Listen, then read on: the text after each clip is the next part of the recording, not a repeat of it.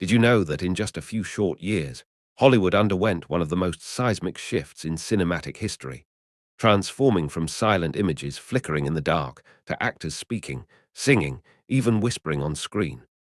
Imagine the panic, the excitement, the feverish scramble as studios, directors, and performers all raced to master this new art. Today, we'll take you behind the scenes of that frantic era, introducing the stars who faced down the microphone and emerged triumphant. When the jazz singer premiered in October 1927, audiences roared with wonder at Al Jolson's jubilant, "You ain't heard nothing yet." Until then, films had relied on expressive faces, exaggerated gestures, and title cards to tell stories. But Jolson's electrifying presence on a Vitaphone disc proved that sound could bring performers to life in unprecedented ways. Overnight, silent-era stars watched their carefully honed pantomime skills vanish into obsolescence. Producers scrambled to install bulky sound stages and microphones on every set, while studios like Warner Bros. Banked fortunes on this hot new technology. Yet not every legend of the silent screen survived this revolution. John Gilbert, MGM's golden-haired matinee idol, was once dubbed the Great Lover for his tender gaze in films like The Merry Widow, 1925.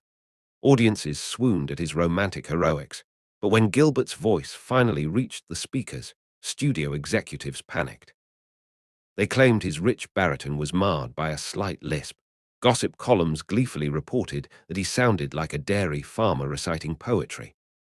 Whether myth or truth, Gilbert's career nosedived, his expensive MGM contract quietly allowed to expire, and a once-beloved superstar faded into obscurity. By contrast, Greta Garbo faced her silent-to-sound baptism with Herculean grace. "I want to be alone," she famously whispered in Grand Hotel, 1932, capturing the world with just a few words. Born in Sweden, Garbo carried an accent that could have derailed her, but instead it made her exotic, mysterious, unforgettable. MGM tailored roles that showcased her low, velvety tone, and critics lauded her voice as alluring as her visage. Garbo's triumph proved that the new medium could immortalize not only movement, but music in the human voice. Amid these swirling fortunes, Mary Pickford, America's sweetheart, made a strategic move to safeguard her stardom. As co-founder of United Artists, Pickford had grown affluent through smart business acumen. When studios fretted over expensive sound equipment, she leased her own stage in Hollywood, equipped with the latest Western electric system. In 1929's The Taming of the Shrew, her coquettish delivery and impeccable timing silenced critics who predicted her downfall. Pickford's victory underscored a clear truth. Adaptability, both on camera and in the boardroom, was the key to survival. Meanwhile, behind the velvet curtains of sound stages, some performances became the stuff of legend. In 1929, Maurice Chevalier charmed the world in The Love Parade by simply uttering, "We will always have Paris." His smooth French accent, coupled with a wink and a song, epitomized the magic of early talkies. Chevalier's effortless shift from silent screen to musical starlet showcased how a performer's charisma could transcend language barriers. But sound brought more than romance. It ushered in comedy's golden new chapter. Think of Harold Lloyd, the daredevil comedian famous for hanging off a clock face in Safety Last, 1923. In the talkie Welcome Danger, 1929, Lloyd risked brand new hazards, ad-libbing dialogue with timing precise enough to land jokes without a safety net. His trademark horn-rimmed glasses and earnest grin now paired with perfectly calibrated quips, proving that slapstick and speech could coexist. Not all experiments succeeded, however. Douglas Fairbanks, S.R., the swashbuckling hero of The Mark of Zorro, 1920, attempted to embrace sound with the extravagant The Taming of the Shrew, 1929. But his voice lacked the rakish charm audiences expected. His bravado translated poorly into dialogue. Within months, Fairbanks retreated from acting altogether, dedicating himself to the formation of United Artists and the promotion of other talents. His story serves as a cautionary tale. Even a trailblazer must find the right fit between persona and performance. By the early 1930s, The landscape had shifted so dramatically that some actors discovered new niches entirely. Walter Huston, a stage actor with booming projection honed in Dickensian plays, found his voice perfect for sound. In Old Arizona, 1928, Hollywood's first all-talking Western, Huston's gravitas punctured the wide-open spaces with authenticity. His confident delivery set a template for every cowboy and outlaw to follow. Equally transformational was the arrival of children's stars who could actually speak. Jackie Coogan, the sad-eyed orphan from Chaplin's The Kid, 1921, returned to film in Peck's Bad Boy, 1934, his puckish delivery matching his mischievous grin. For audiences who grew up marveling at silent expressions, hearing these stars talk was akin to meeting a childhood hero face to face.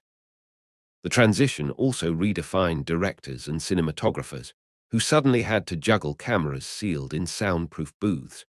Directors like Frank Capra innovated by integrating dialogue organically, while cinematographers developed quiet cameras with soft mounts to avoid capturing the whirring of machinery. These technical pioneers ensured that dialogue scenes didn't look like static radio plays, but remained visually dynamic, cutting between close-ups and reaction shots to sustain cinematic flair.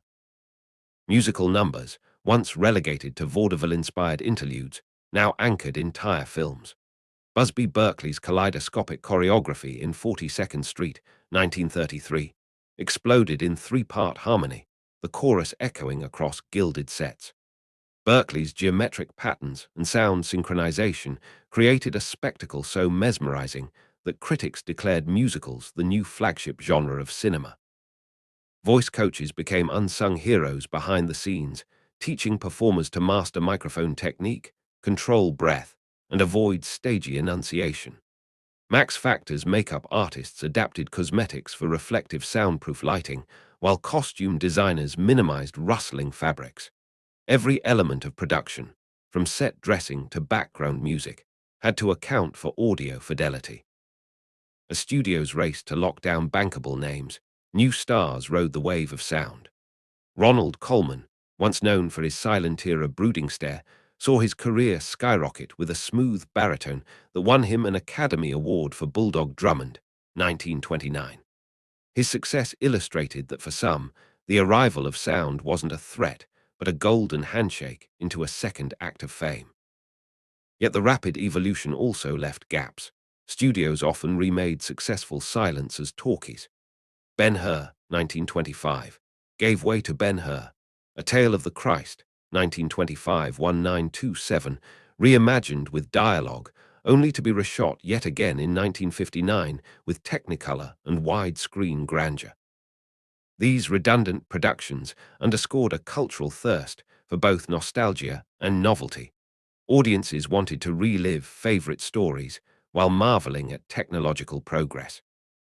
By 1933, almost every major star had spoken on screen, and audiences had grown picky. Accents, vocal tics, and even laugh cadence became vital elements of star personas. An actor's voice, once private and unexamined, was now as scrutinized as their public comportment.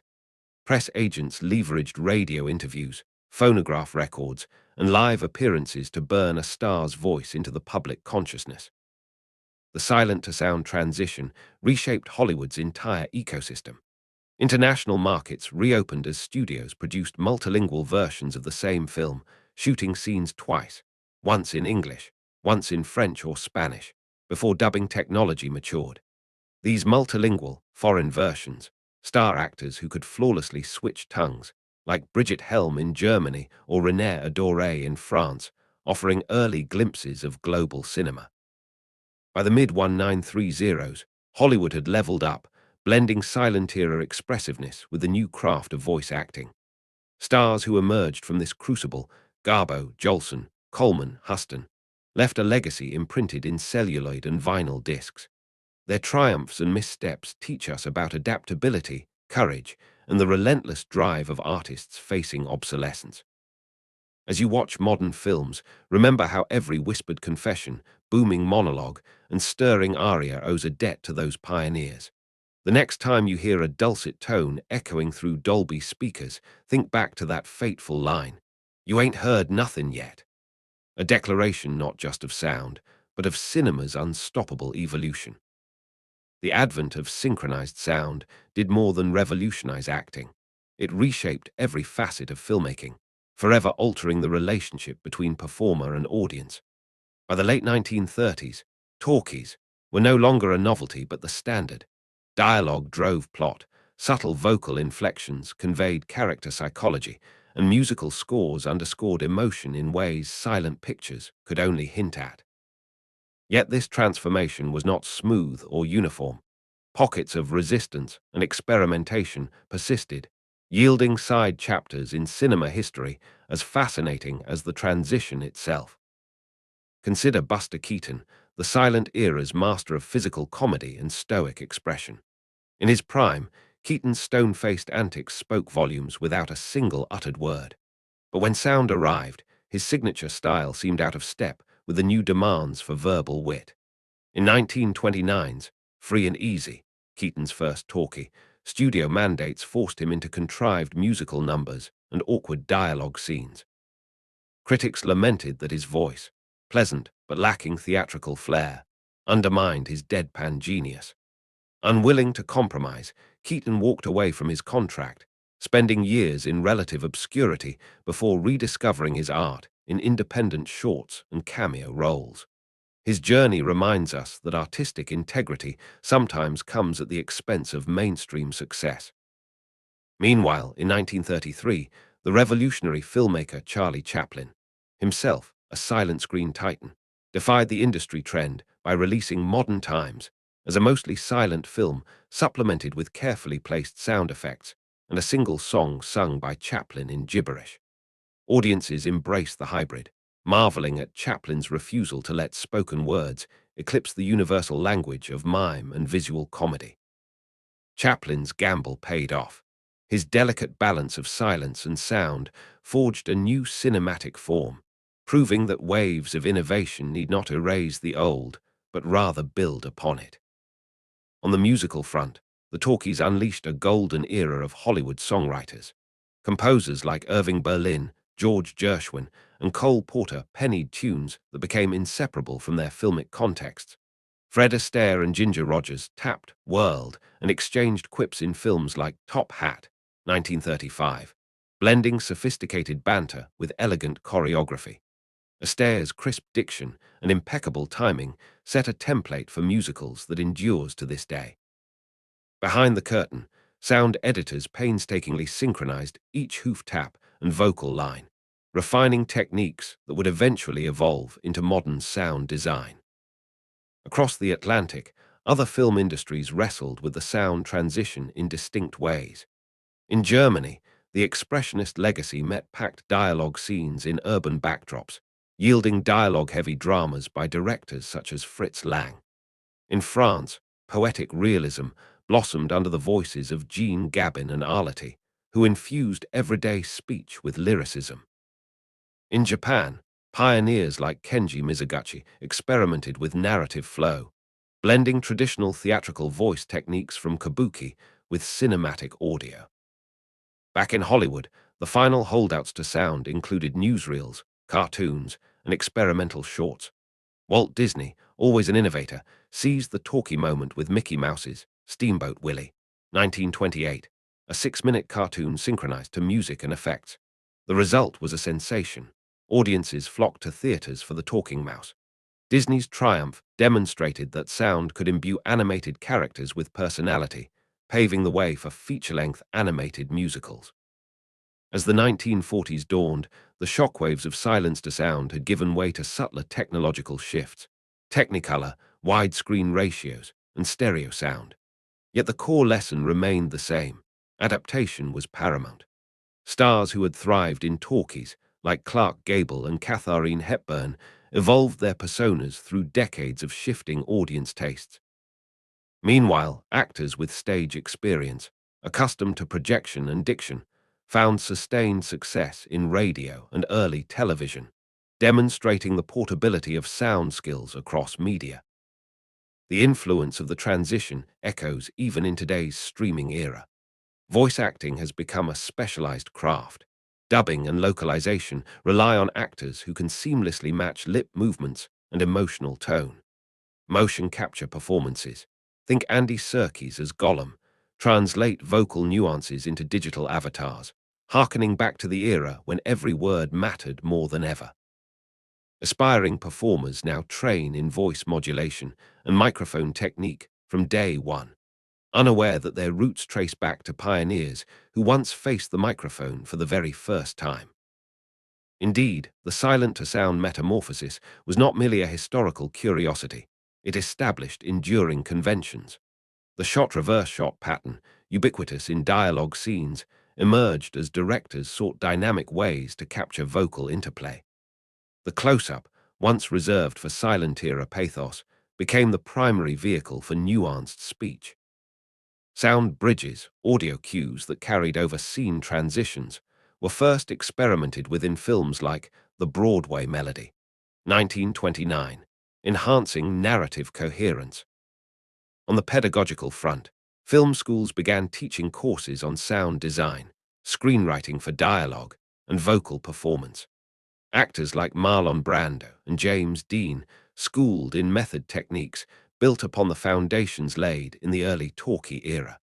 Their whisper-quiet delivery and interior monologues would have been impossible without microphones refined through decades of experimentation. And yet, amid all this progress, nostalgia for silent cinema never disappeared.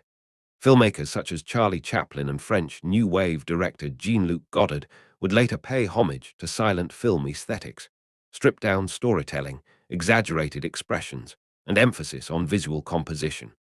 Modern directors occasionally employ silent sequences or title cards to evoke mystery or thematic resonance, demonstrating that silence still speaks.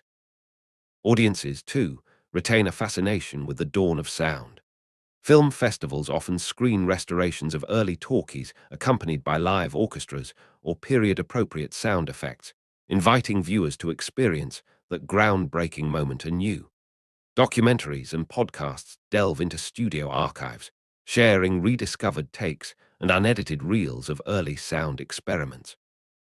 In reflecting on the stars who mastered Hollywood's great transition, we gain insight into the interplay between technology and artistry. Adaptation is not simply a matter of learning new tools, but of reimagining one's identity. Al Jolson's exuberant shout, Greta Garbo's hushed yearning, Judy Garland's plaintive sob, each voice etched a defining note in the grand symphony of cinema. Their stories teach us that when the rules change, the courageous find a new language. When the microphones go live, the truly expressive still captivate. The next time you hear the crackle of a retro soundtrack, recall the pioneers who faced that first microphone with trepidation or defiance and transformed mutoscope, talking pictures, into the immersive storytelling we take for granted today. Their legacy reverberates in every whisper, every laugh, every blood-curdling scream. The transition from silent to sound was more than a technological leap. It was a human one, a testament to creativity, resilience, and the immortal power of voice.